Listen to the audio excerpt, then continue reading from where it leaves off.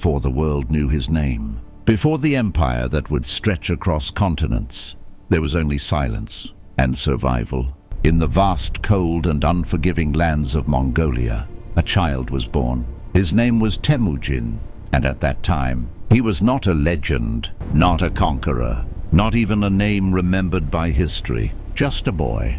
In a world that showed no mercy, he was born into chaos. The Mongolian steppe was not a peaceful place. Tribes fought constantly for land, for food, for survival. Power belonged to those who could take it and keep it.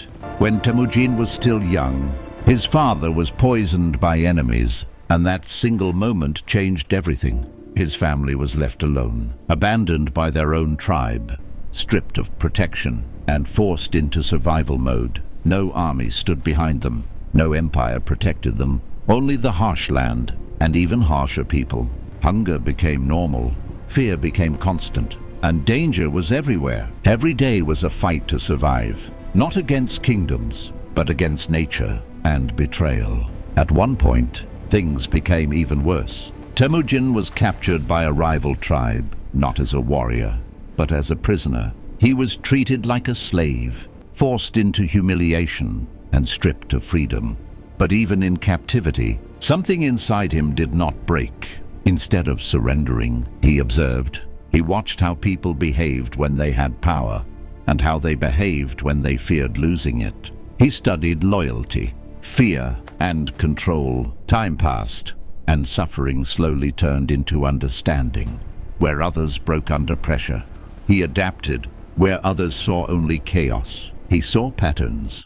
He began to understand something that most leaders never learn. That power is not only about strength or numbers. Real power comes from unity, from loyalty that is chosen, not forced, from vision that brings broken people together. Slowly, his life began to change, not because the world became easier, but because he became different. He started gathering people around him, not powerful kings, not wealthy rulers, but broken tribes, forgotten groups, and scattered warriors, people who had no future alone, but could become something powerful together. And for the first time in that land, enemies began to stand on the same side, not because they were forced, but because they believed in something greater. This was not an empire yet, but it was the beginning of one.